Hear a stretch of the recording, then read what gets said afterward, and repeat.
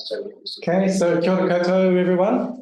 Welcome to the Otago Energy Research Seminar Series. So we've got, it's my great pleasure to introduce our speaker today, Tim Ross. So Tim, if you don't know Tim, he's a registered architect and principal of Architype, an award-winning New Zealand architectural practice specialising in the design of passive house buildings. So although the current government has talked about trying to reduce the levels of insulation in our buildings against all the research that has come out of Otago around the health benefits of healthy homes, we're going to go to the complete other extreme today, and Tim Ross is going to tell us about a lot of the projects he's worked on recently in multi-unit passive house projects.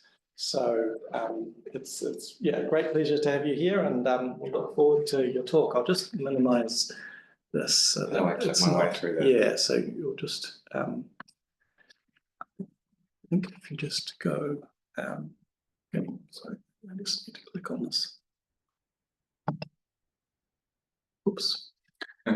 Spoiler. There you go. So if you just click those arrows, it should. Okay, great. Oh, well, hello everyone, and to those of you online, yeah, Mike was saying, my name's Tim Ross. I'm going to give you a presentation today about multi-unit passive housing projects that we've been involved in. This was a presentation which I originally designed to give at a passive house conference to people in the passive house industry. So I've included a bit of a just a sampler of what passive house is about in the presentation, but there's some technical bits and there's some sort of more general bits. So feel free to just ask me to stop and explain anything if anything's like consensus I'm going through. So just as a bit of context, this is where we find ourselves in 2024. This is the graph of the that many of you are probably aware of the ocean temperatures throughout 2003 and 2024 and 2023. And as you can see, we are really in uncharted territory, well above the 1991 to 2020 means.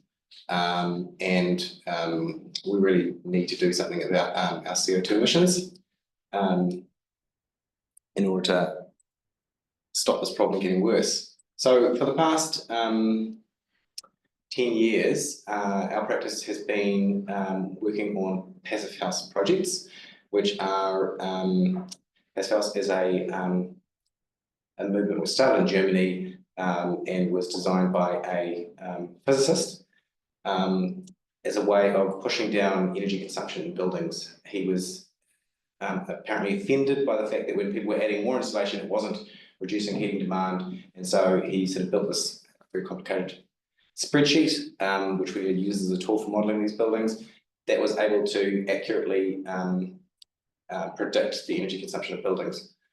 And so that's the tool that we use, and the targets that he developed are the targets that we use in order to basically create about 90% reductions in heating demand for buildings.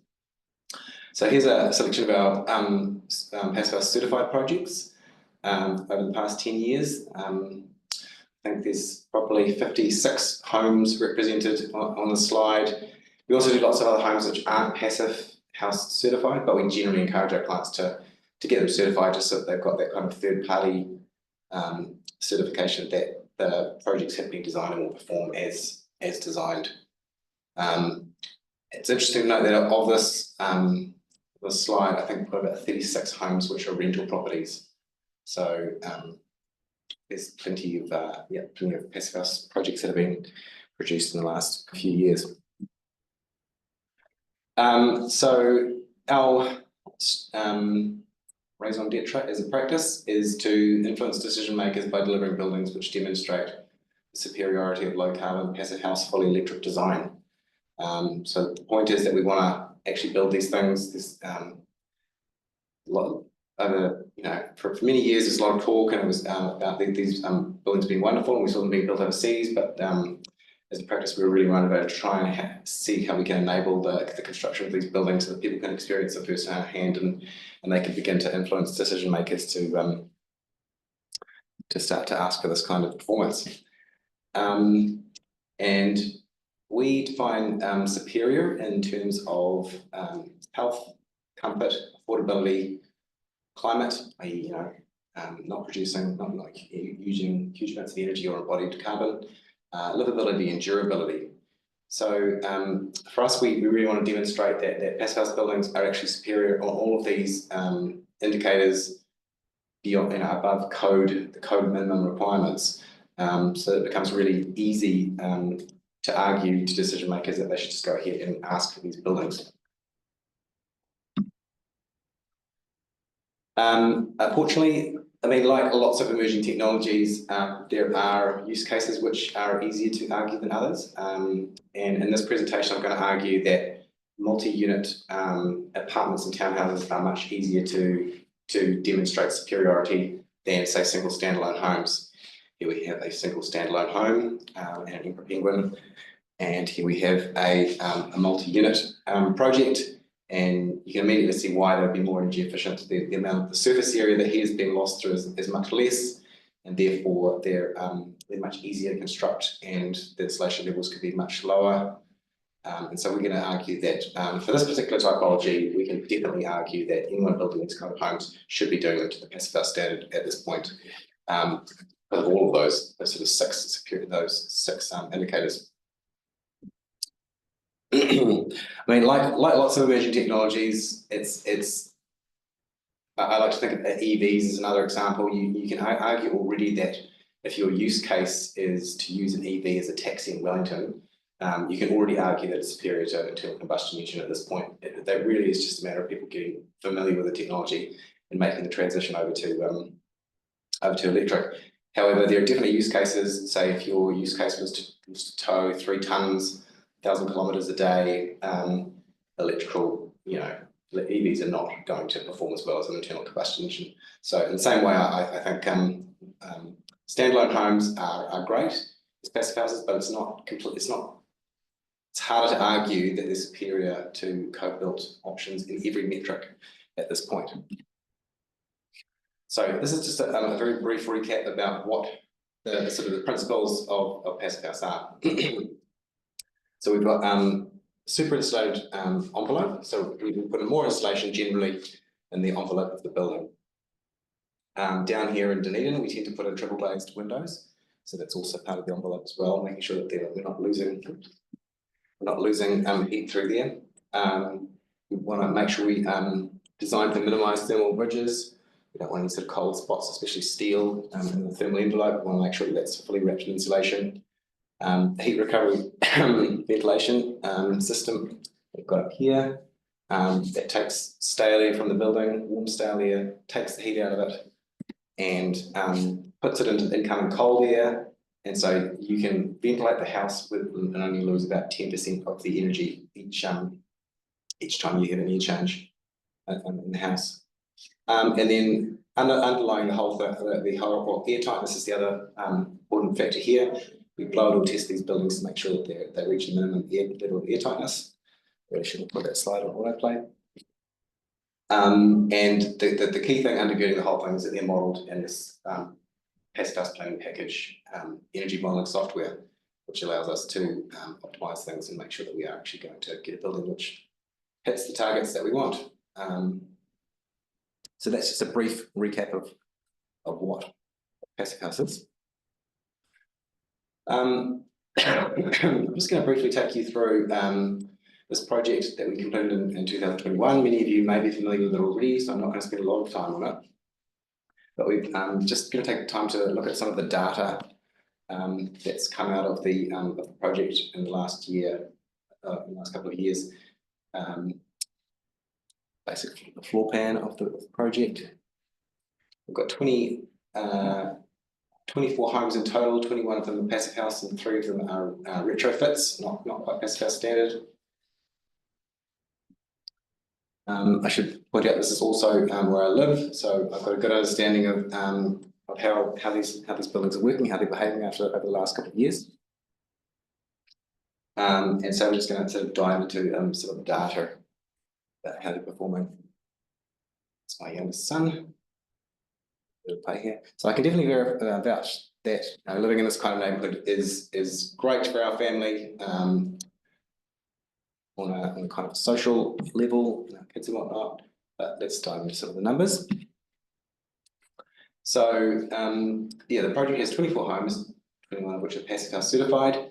The cost to build the project in 2019 was $2,650 per square metre, which was, even at the time, we had to work pretty hard to get it down to that kind of level. The treated floor area of the whole of all the Passive House units is 2,046 square metres. We did some life cycle analysis of the project, and over a 90-year period, each square metre of the project releases 633 kilograms equivalent of CO2 equivalent, but that's a 50% reduction below the baseline equivalent, mainly due to the fact that it's mainly timber construction and got very little steel, not a lot of concrete in it. The total power bill for 2023, which is the period that I'm going to be examining in this presentation, was $19,000 for all 24 homes, and that includes 8 EVs, which the residents owned in 2023. Now we've got 12 EVs, but the number keeps rising. Excuse me. And I did a little bit of calculation and worked out that we avoided 7,832 litres of petrol just by those sort of 8 EVs in the 2023 year period, and that actually straight away equates to our power consumption, our total power consumption, which is kind of a little bit arbitrary, but it's kind of fun fact that it fits. So this is a screenshot straight out of our power bill. So we went onto the Contact Energy website for the development and took a screenshot of power consumption over the 2023 year, and you can see straight away the first thing that you notice is that the summer demand is only half that of the winter demand. So normally, certainly I could say for our past house, we would use 5 times as much electricity in winter as we would in summer. So this immediately flattens the curve quite a lot. And I've got some more data that looks at our units energy consumption, which is even flatter than that. So if I convert on the power bill, I converted that into kilowatt hours then, and you can see that we were using 102,000 kilowatt hours over the year, and some other rough calculations that seem to be equivalent to about 11 average Dunedin households, or 67.5 or $67.50 per month for each household, and that's even including those 8 EVs. So low power bills, and later on I'm going to talk about the fact that much higher temperatures. So I trawled through all the data for the hot water consumption for the development and the plug loads, the EV usage over that period, and a few other bits and pieces that are part of the project, and then converted that graphic we were just looking at into this slightly more fine-grained analysis of where the energy is going. We have a district heat pump system providing the hot water for the development. So that's the light blue here, and you can see that's the light blue. The bottom orange and yellow are the plug loads, and I've split them off. So all the heating for the development is provided through plug-in electric heaters. So I basically assumed that whatever the consumption was in summer, that's our plug loads, because that's your heating, that's running your fridges, that's all those sort of base load items. And the peak that we experience on plug loads over the winter is most probably all down to people plugging in heaters. So you can see what else have we got? In the grey is the EV usage. So I found it quite interesting that the EV usage was actually so minuscule in compared to the overall consumption of the homes. And in the blue on top was some of the common usages. So we've got a common building where we have a commercial kitchen and some guest rooms that aren't passive house standard, so they require quite a lot of heating.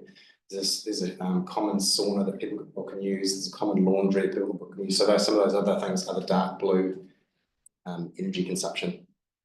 Not quite sure what happened in March, but that's what the numbers say. So you can see straight away that this dark orange is the heating load that was used over winter. And when I go back to the passive house planning package and calculate how much we should have been heating, I can see that we're heating only about half as much as the Energy One modelling said that we should to maintain healthy temperatures. So I think that in part explains some of the lower temperatures that we see in some of the units over the winter period, because I know that there are definitely some people in the neighbourhood who never turn the heaters on, and they probably should. So yeah, I just found it really interesting that July has a middle of winter, you've had this nice one third of plug loads, heating and hot water. And then, you can see hot water about halves. The heat pump is only working about half as hard in January, partly probably due to people being on holiday as well, skewing the numbers a wee bit.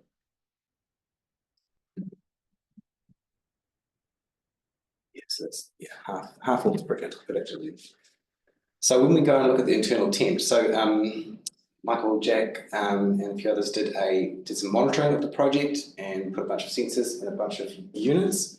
And from that work, produced a number of these graphs monitoring temperature, CO2, and humidity. So I thought it's really interesting to look at this graph and just sort of see the variation. You've got quite a lot which are staying within that band, that sort of comfortable temperature band. These people are clearly heating properly. You've definitely got the odd person who's just refusing to turn their heater on, perhaps leaving their windows open. So you're having some outlier type measurements. But generally, there's a lot of them are staying well within that band. So we're talking about, if we go back to our 6 characteristics, there is the comfort level that we're experiencing these homes is so much higher than our previous homes. So that's a huge tick for that. Economy, financially, it was an affordable choice, and it's massive ongoing energy savings. Could talk about things like durability, but we haven't sort of lived there long enough. But by and large, we're getting some really good ticks from all of those criteria. And then just a little bit about the CO2 levels. Again, we see a lot of the units staying below that critical 1,000 parts per million CO2 limit, but there's definitely the odd unit that's for whatever reason measuring. We're seeing some really high CO2 readings, despite the fact that there's continuous ventilation.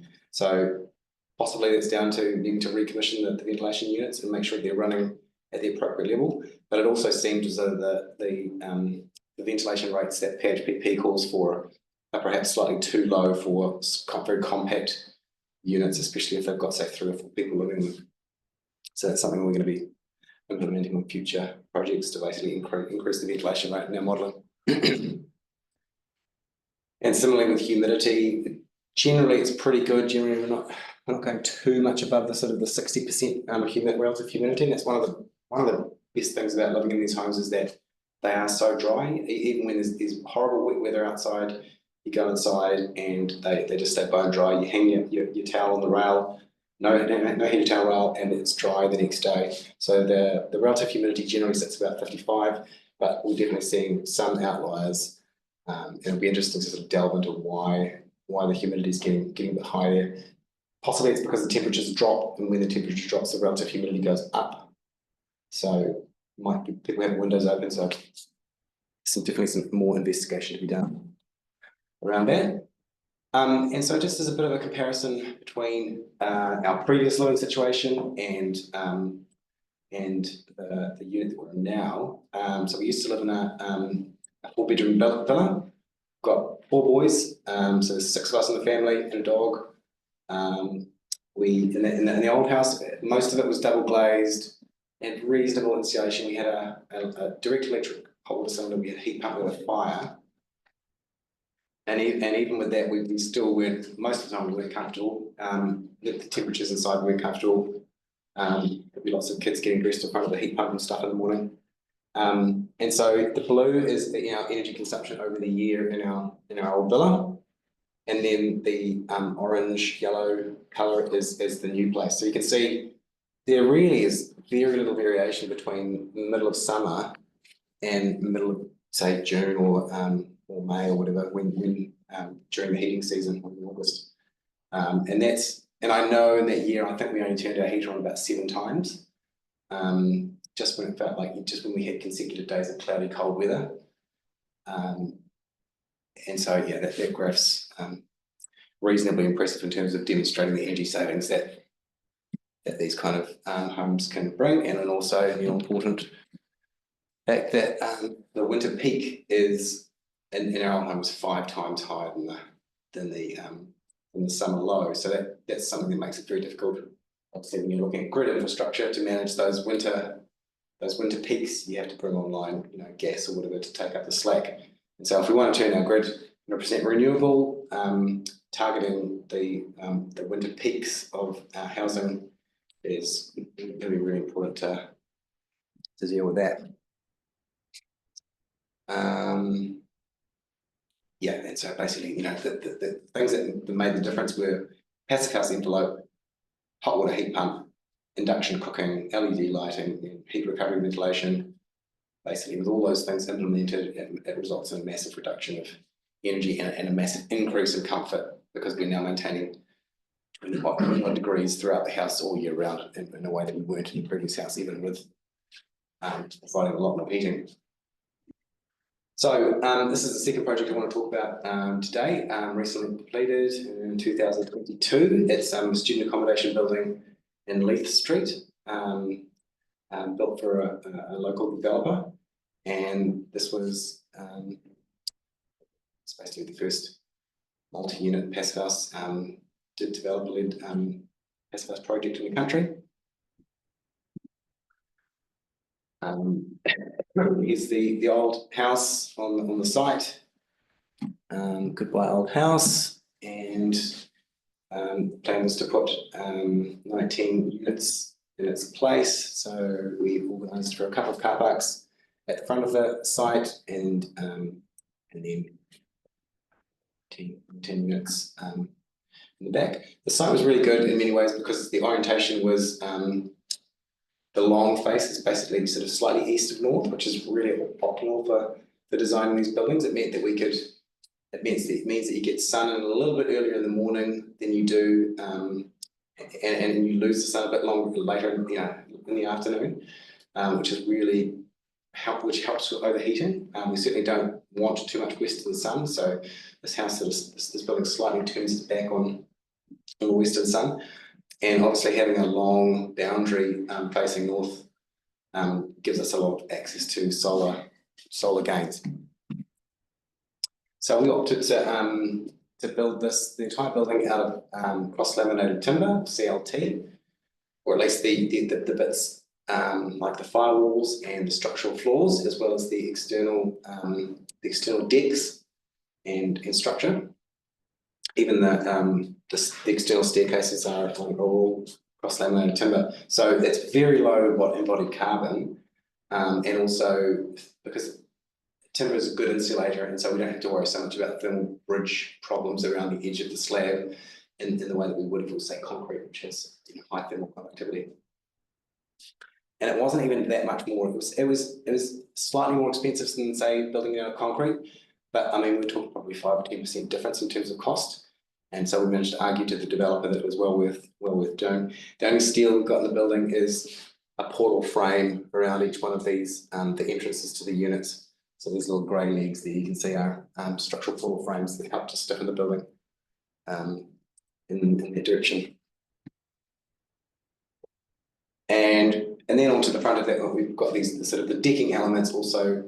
They do double duty in that they provide shading to the windows below them, as well as providing access to each of the units. So we've got a lot of glazing on this, the north face we're looking at, facing north, and then not a lot of glazing on the back. So we developed the units themselves. We developed from the ground up, making sure that we integrated all the services. into the design. We figured out where the ventilation unit was going to go, how we were going to get the stale air out, and how we were going to bring the fresh air in, and how we were going to run that around the unit. And so basically, they're just one bedroom. There are a couple that are larger than one bedroom, but most of them are one bedroom with a large bathroom and kitchen, living, dining area, little study, desk, and a cupboard for washing machine and hot water cylinder. Actually, no, the hot water cylinder, this is the only one. Hot water cylinders again, it's a district hot water heat pump system, so we've got all the hot water cylinders. So there's the slab going down. We opted to insulate on top of the slab in this project, just so that the geotech engineers could do whatever they needed to do to make the slab work. They're having to worry about insulating under complicated footings. And then came the cross-laminated timber panels, which went up really quickly. The builders loved them because builders in New Zealand are chippies, and so they love working with timber and are very comfortable drilling hundreds and hundreds of screws. And it went up really, really quickly. And so we basically had a structure which was entirely timber. So we didn't opt for CLT on the walls because we didn't need the structural performance on the walls. So we just went with stick framing, 140mm stick framing on the external walls, and that was all we needed to get to passive house level. So you can see down here, we've just got the pretty bog standard really, 140mm stick. And because these units are only, or most of them are only, you're losing heat out the front and the back, the level of insulation doesn't really need to be much more above code. In fact, we probably could have made it work with 90mm insulation. And this is why we say they're cheaper by the dozen, because as soon as you put these units together, they become, very, all the extra cost becomes much less. You really end up only then paying extra for the ventilation system, which in this case, I think it was probably $6,000 or $7,000 a unit for the heat recovery ventilation system. And for the triple glazed units, the whole lot of German-made triple glazed windows was $80,000. So I'm not sure we could have put aluminium windows for much less than that, to be honest, because there was how many windows there? There were a lot of windows in there.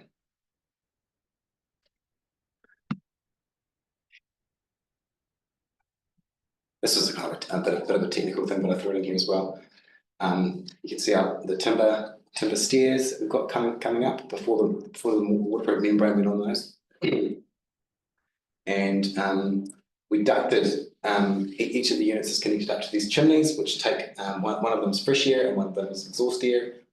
And exhaust air gets fresh air gets pulled down from one into each of the units on each level, and then exhaust air gets pushed into the other chimney, and you've got two cowls on the roof that then supply fresh air and get rid of the exhausted stale air. And so that all got concealed behind the back wall of the stairwells, and that way we avoided having heaps of grills and stuff on the outside of the building. And then lots and lots of blow door tests as we went through and tested all the units. As a practice, we do all of our own blow door testing. So this was really sort of interesting process in itself. Get a little bit technical here for a moment. What we do for blow door testing is we pressurize the building, the unit to 50 pascals, and then we measure the airflow, or we measure the amount of leakage, and then we depressurize to 50 pascals and we measure the leakage. And we're looking for the entire volume of the unit to change no more than 0.6 of its volume over a period of an hour. If that makes sense. So only a little more than half of the air in the unit can get changed over at 50 pascals. So it's actually quite hard to achieve. It's not. We've now got builders who are doing their third and fourth passive house, and they can achieve 0.1, but 0.6 for a new builder is achievable, but it's not easy. You really do have to take a little bit of care about making sure you do things at the right time in terms of taping things in airtight strips and whatnot. So some of the things that were interesting about this process on an apartment building like this was we thought we were being really clever. We put in these dampers so that we could shut off the air coming in and out, because one of the things you have to do when you do a blow door test is seal off the ventilation unit. So we thought, oh, well, these dampers would be great. We'll just we'll just be able to turn them over and they'll seal. But they were so leaky that we ended up having to come up with a different solution where we had to cut into our ducts, insert balloons, seal the ducts, do the blow-out test, and then remove the balloons and then seal up the ducting again. We've since found some really good dampers from Europe, which are designed, to actually be airtight, and so future projects will be using those. And similarly, as part of the passive house modelling, you model the amount of air that comes down the plumbing stacks every time the toilet's flushed. So, because that actually represents quite a lot of energy, cold air being sucked into the house each time the toilet's flushed. So our solution was to use this device, which is an air admittance valve. It's a big commercial sized one. And that sat at the top of the plumbing stack, so that when toilets flushed and showers were used, that allowed air into the pipes and allowed air to flow away without sort of glugging and causing problems. But from a blow-out point of view, it's as soon as you pressurize the house, that thing suddenly opens, and you suddenly wonder why your pressure's dropping. So we realised that in future we're going to have to make sure we leave that nice and accessible so that we can get in there, seal that up, do our blow-out test, and then pop it back in afterwards. So it's a few little tricks and things like that, even for designing for air tightness and that whole process of blow-out testing. And then this particular project, because on the Toyora project, because I lived there, I was able to sort of walk people through how to use these buildings, how the windows work, how the ventilation systems work. This one we've got tenants which are sort of moving over every year, or quite regularly. So we made up a whole bunch of these little stickers which we put in each of the units, which explain this is how tilt and turn European windows work, because it's a common question. If people haven't encountered them before, they can be completely befuddled by how do you open it? What are these things doing? Are they, have they broken it? Also, what does the ventilation do? Is it a heater? No, it's not a heater. It's just exchanging air. What setting do I put it on? Runs through what standard settings are and when you might use them. And then, just letting people know that the filters do get changed by the building manager every 6 to 12 months. So just really basic. And even talking about things like, on cold mornings, it's condensation on the outside of triple glazed windows. People get really freaked out and upset some mornings when they wake up and they can't see out their windows because there's condensation or frost on the outside of the windows, but that's just what you get when you have a really high performance window. You don't have the heat leaking through, and so the outside surface can get really quite cold to the point that condensation forms. So just a whole bunch of these things, just letting people know that it's normal. Please don't ring anyone about it and waste your time asking. But the whole education process is quite difficult when it's something to really think about when you're introducing sort of new concepts to people. One of the units, little sticker up there by the control for the ventilation.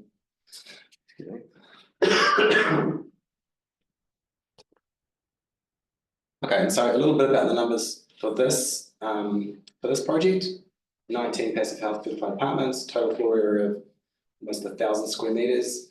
The build cost was a lot higher on this project because we've got a bathroom and a kitchen for every single bedroom, so the number of expensive bits of the building is that much higher in proportion to the cheaper bits. Bedrooms are cheap, bathrooms are expensive, and so this was $4,150 per square meter in 2022.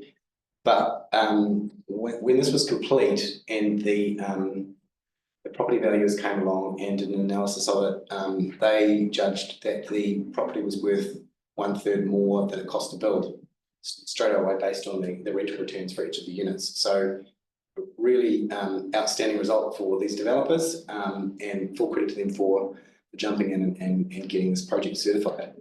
And I should share one of the other reasons one of the rewards that they get for having gone for passive house is that they sell the electricity as part of the rent for the units.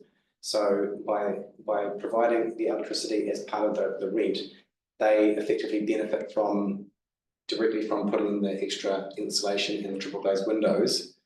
The tenant benefits from a warmer house, but they benefit from the low power bills. So it's one way that developers, especially owner developers who hang on to these assets and run them can continue to benefit from the extra money that they spent on those high performance elements. So the last project I want to talk about in detail is the School Street Community Housing Project, which was completed about the same time as the Leith Street project. It was the first Passive House certified social housing in the Southern Hemisphere. It's located in Kaikorai Valley here in Dunedin. Here's the existing units that were on the site were asbestos, mould, and had real groundwater problems. And they looked at whether they could refurbish them. And in the end, the decision was made by the council that no, we actually need to, these things are full of mould, we actually need to get rid of them and build something new. So for us, the design process was incredibly quick. We were basically, I think it was December that we were told that we'd got the job, and we basically had to produce building consent documentation by March. So by the time you take out the Christmas holidays, the incredibly tight time frame. So we basically took a lot of the learning that we had from some of these previous projects and just put it all into this project. So here's the existing layout. There were 9 units, all facing northwest, which is not ideal from a summer overheating summer point of view. Excuse me. So our response was to reorganize the site like this. Do 2 identical blocks, one facing northeast and creating semi-private space, and then public space and entry on the other side. And then the other one, we'll do our best to shade from the west, but providing semi-private space looking northwest and entry from the other side. We kept the existing laundry, the common laundry facilities that were already on the site, and washing lines and whatnot. And so that turned into that's the aerial view there. So these shading structures put up on the east, northeast, and northwest side, trying to make sure that we let lots of low summer, winter sun under those shades, but we're trying to block out that high summer sun. But basically, I mean, fundamentally, we were sticking with really straightforward shapes. We wanted to make sure it was going to be cost effective for the council, and so we just went with rectangular thermal envelopes, and then tried to make it slightly more interesting by adding bits to the outside, and not creating complicated thermal envelopes, which would just add cost. It's a really grainy footprint of one of the layouts, but you can see they have a double bedroom and living facing the sun, and then the kitchen. We walked in through the kitchen to get into the house, and fully accessible bathroom. These are all fully accessible LifeMark properties. So how we have time? We might leave just so that we have enough time for questions. I can skip through some of these details, yeah, because I'll whiz through some of those. Just to say that there was quite a lot of coordination to try and make sure that the ventilation systems were really well fitted in really well to the units. That they want to be really close to the outside of the thermal envelope, so that you don't lose heat in the ducting as it's coming in. So these were located in the kitchen and fully coordinated with the cabinets, so that when the cabinets were installed, that's the ventilation unit there completely hidden, and then all the manifold and whatnot is in the bulkhead up here, and doesn't take up any extra space in the house. And so that's one of the units with the timber triple glazed windows. It's Sam from our practice undertaking the blow tests on the units, making sure they're all passing. They've got really good outcome. It's the same builder that built this project. Stevenson and Williams has built the Toyora project. And they're actually the same builder that built all 3. So they also built Leith Street as well. So they've got lots of experience in multi-unit passive house projects. And here's a shot of the outside. You can see one of the requirements from the council was to provide parking spaces for the mobility scooters and charging points. That's what those little areas are there. So bin storage. They were quite keen on using brick. Initially, the idea was to sort of recycle the brick, but that actually didn't work out. It became a bit too difficult, so brick cladding. That's that common space. And you can see these are the ventilation exhaust and supplies coming in and out through those grills there, and fully level threshold level access. So the feedback from the clients for this project has been super positive. I had some of the, trying to remember what they were sort of saying. Basically they were saying that power bills are a fraction of what they were. They're just loving living there. And I asked specifically about overheating. There was one moment in February where one of the units was overheating. We'll see that later on. But otherwise, they haven't had any complaints about overheating, even on the Western units. So this is a little bit of a sampling of some of the data that the DCC had done for this. This particular unit is an end unit, so it's going to be a bit of an outlier. The end units, obviously, they lose heat out the end as well as the front and back and top and bottom. But you can see, generally, a lot of these people are not heating at all. You talk to them and they'll be like, no, I don't turn on the heater at all. And that's kind of fine, but that also explains why we get some of these really low temperatures. You definitely are supposed to heat over winter. But it's their prerogative at the end of the day. They're staying much more comfortable than they would if they didn't heat in their previous accommodation. And you can see this one in particular, there was definitely a concerning amount of overheating occurring at that point in time. But generally, even in February, the band is not too bad for the 50th kind of percentile on the other side. So interesting to see this data. I think in future we might put heat pumped units on the air source heat pumps on the end units, so we can provide heating and cooling just for those ones. It's hard to find places to put condensers on for the rest of the units, but those ones particularly might need a bit more support with just making them turn the heater on more frequently. Humidity looking really good. That all stayed well within acceptable levels. And CO2 again, that's all staying well below 1,000 parts per million, except for middle of winter, I guess, when they maybe didn't have, windows all shut up and I'm not sure what would have been going on there. Maybe cooking and things like that. But even still, they're generally staying quite tight within that band. So just very briefly in the pipeline, talk us about Passive House multi-unit housing projects. This is another project we just finished in Auckland for Fletcher Living. It's their low carbon house. Well worth going and having a look at some of the videos that produced about this low carbon project. There's heaps of really great interviews and things like that with different people involved in this pilot project. Basically trying to, what can we build if we limited ourselves to the carbon budget that we would need to keep the global warming to 1.5 degrees. That was basically the brief, and these projects achieved that, and now they're looking at how they can take some of the learning from those projects and see if they can put it into their business as usual offerings. Duplex project in Christchurch for parents living on this side, and then adult children living on this side. And this project was about how could we future-proof for density, so in such a way that even if this suburb develops and gets more dense, there's opportunity to add a few more rooms on the top, and the structure's already in there in order to be able to build that on top. Future.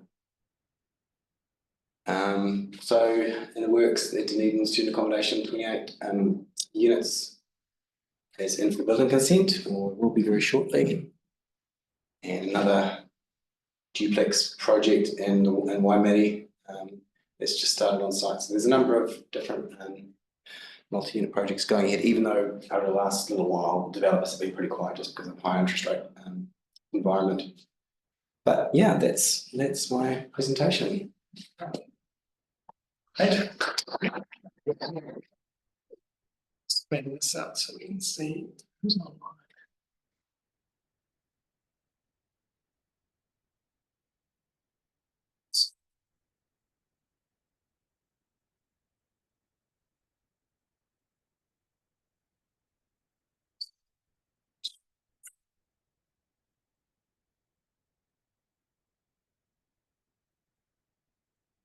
So, where's everything now? It's all gone. I can't see everything. Oh, there's. Okay, so yeah, so open the floor for questions. So anyone online, yeah, just feel free to unmute yourself. But have we got some questions? And yeah, so yeah, I guess the overheating one, something that I was interested in earlier, and then you just touched on it again here. Is that not something you can fix with more shading? It is. I mean, that Dunedin City Council project, it was so fast. Like we had so little time to do the detailed design for it. That we did the shading, and because Passive House planning package models buildings as a single building, it doesn't actually tell you how hot it's going to get in each of the units, and there might be some units which get hotter than others because of their glazing, or maybe there's a tree in front of one, not the other. So in order to actually get that fine-grained view on how much they're going to overheat, you'd actually have to sort of model each one separately, which you don't have to do, but yeah, it's definitely, external shading would definitely solve the problem, but it's nice to get it right first time around. I guess people don't like to have to come back and sort of fit things to the building after the fact, but it's always an option. Yeah. I just compared putting a heat pump into it. Yeah, I guess the heat pump is more about heating in winter. I'm just sort of conscious that some of the people are not heating their homes enough, and definitely if you're in an end unit, you'll notice that your power bill is more than the ones in the middle, and you'll be like, oh, why is my power bill more expensive? And it's just sort of it's neat that because they've got space in the end of the units, you can put a condenser. The units in the middle, there's often nowhere to put a condenser unit on the outside, so they've just got direct electric heating in all of these projects. Just a little panel heater on the wall is what they've got. So by putting heat pumps in, you might sort of flatten off. You might bring their power bills down to the same level as everyone else just by using the fact that they've got some space in the end units. It probably wouldn't be so much for overheating. I mean, the overheating issue is likely to be the same all the way along the block anyway. It's not. It's definitely cool on the end ones. It's not warm. It's not warm on the end ones necessarily in summer. Yeah. And you're just using a sticks and fluff approach to the exterior. You're not using structural insulated panels. Well, we did the Toyota one used structural insulated panels. We probably, in hindsight, we probably just should have used timber framing, because the complexities around fire and acoustics are so challenging that it actually meant that we had to put quite a lot of timber into this SIPS panel anyway. So townhouses, I'd do those with SIPS panels, but when you start to get into apartments, it's too complicated, and the testing hasn't been done on the panels yet to mean that you can basically take solutions off the shelf. You end up having to kind of cobble together quite complicated solutions, and then you're kind of like, well, why are we bothering using panels at this point? You actually don't need to. You don't need the insulation values. They don't need to be particularly high anyway, because you're only losing heat out the front and the back anyway. So what fluff are you using between? We tend to use fiberglass bats, and our rationale for that is because it's inexpensive, it's homogeneous. I have a thing about mixing insulation with other things. I think bats, fiberglass is really quite a benign product. You can basically just drop it outside and it will just degrade away. There's lots of other products, if you dropped outside, they're never going to turn into anything good. It's just going to be microplastics. So yeah, at this point, we're just going with fiberglass bats, even though they probably got a slightly higher embodied carbon than some of the other options out there. And they don't eventually shrink away or slump in the walls? I think that, I think some of the older ones, might have done it in the past, but no, I don't think they do that these days. And especially because we tend to use the highest value ones that we can afford. So they're very rigid, they really feel almost like rock wool. They're kind of quite firm, often skillion type situation. So tend to go for the highest R value we can find. So really interested in the Leith student accommodation that you created here. I mean, basically all of those sections are probably pretty much ideal, as you say, for these multi-unit buildings. Yeah, so it'd be interesting to see if this sort of takes off and more developers decide. Yeah, the other one that we've listed lots for council is not completely dissimilar to that one, and I know the developer is making noises about doing another one of these projects as well. So, and each time we do it, we iterate, we fix things that we're quite happy with last time. Make sure that we sort of learning each time we sort of do these projects and try to make them as comfortable and easy to run as possible. Yeah, they definitely didn't look like your normal student flat though. Yeah, that's right. Yeah, but it might help attract good students. Yeah, if they can afford them, they do charge a lot. Yeah. Can you say anything about the motivation for the developer without giving too much away? Well, no, I mean the developer actually they originally came to us because they had been having trouble with condensation and mold in their flats, and they found that they perhaps blaming the students and saying, look, they don't open the windows. What are we going to do? And they came to us via Zenda, the supplier of ventilation units, because they went through and put all the Zenda systems in all of their flats to try and solve the condensation problem. And when we sort of talked to them about this, we're like, well, if you're already putting the ventilation systems in, you should put some triple glazed windows in, take a bit of care with the air tightness, and you'll have passive house levels of comfort, because they were finding, they hadn't modelled the things, and so they had a lot of glazing on some of the units, and they were overheating. So we were like, let's see how far we can go, see if we can get passive house without breaking the bank. And I think it worked out very, very well for them financially. So sounds like they're pretty keen to do the next one. Yeah. Just you mentioned the costs. Do you have? I guess it's kind of hard to do, but can you have a comparison of how an equivalent building code, how much that would cost versus passive house? It's really hard to do without actually taking the plans and almost detailing them completely. Is it completely different? I mean, Toyota at 2,650 square metre, I think probably we would have been looking at 2,500 no matter what we did. So it's marginally more expensive. We're paying for ventilation systems, some air tightness tapes and wraps, and the difference between the windows. So I think even in Leith Street, I think the cost might have even been less. And we can also sell those ventilation systems with other benefits.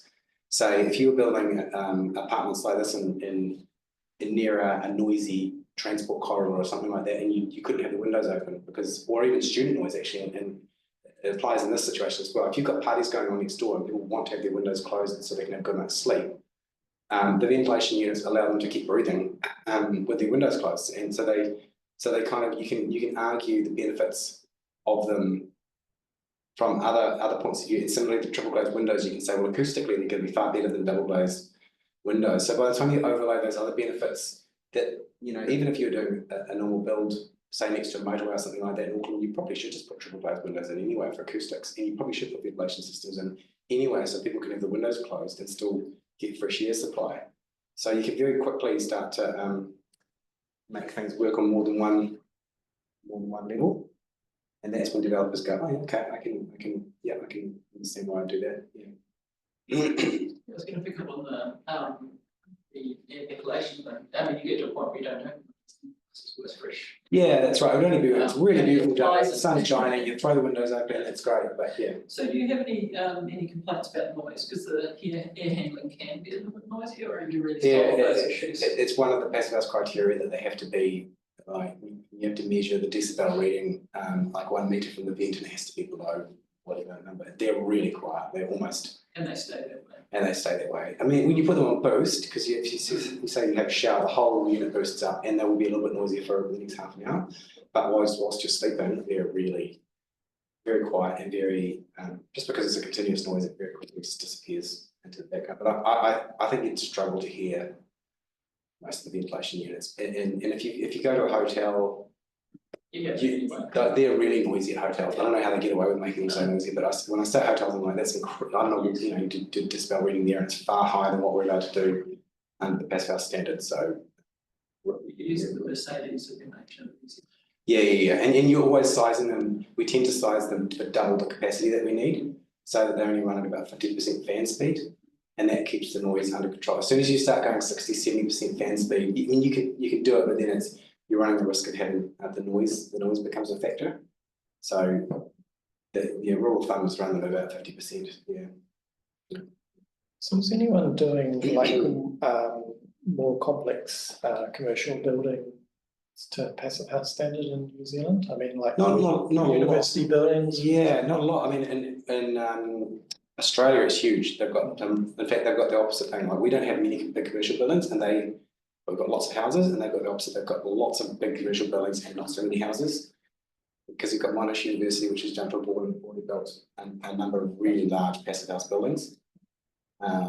And so, but there are, I mean, in Luggett Hall would be one that a community centre in Luggett that's quite complex. It's got, because you're dealing with large groups of gathering, and they've got commercial kitchen and stuff in there, so they've got some real complexities in terms of ventilation that they had to deal with in that. So, but that's probably the most complex project that we've got in New Zealand at this point. I mean, there'll be stuff on the drawing board, but not that's being built.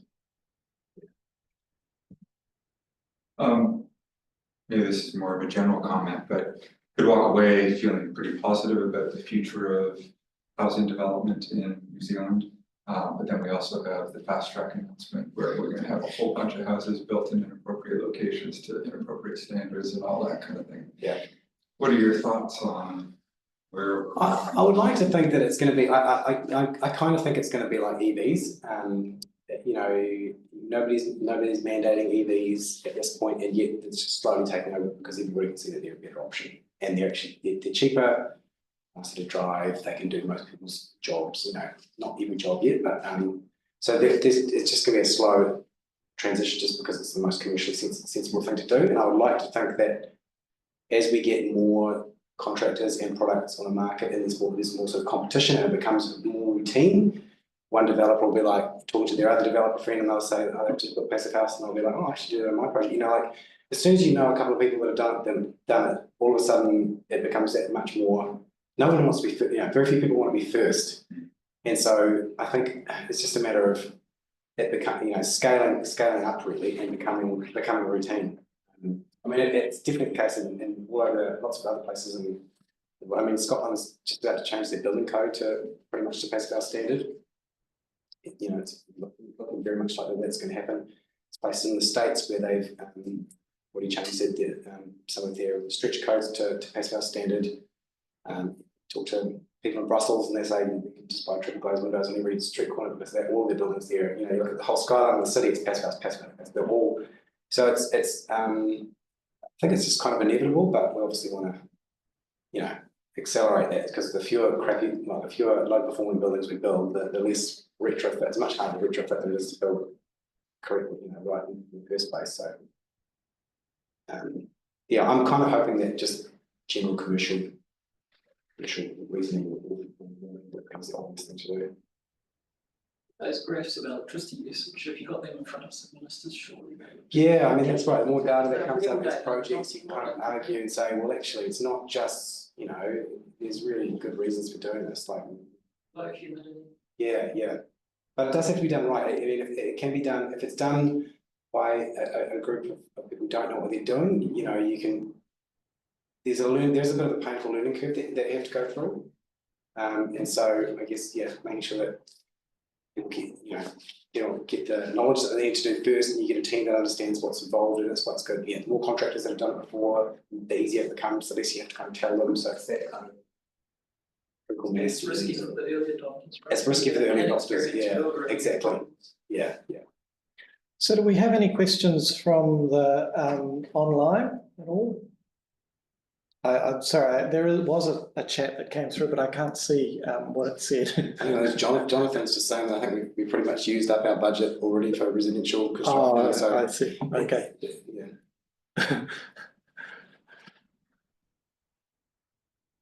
No comment. Okay, so I think we'll wrap up there. That was really great talk, and we just really hope that, as you say, these things will propagate and start taking off. Yeah, because I mean, buildings in New Zealand hang around for 100 years, so we move quickly. Okay, so thank you very much. Thank Thanks you. a lot.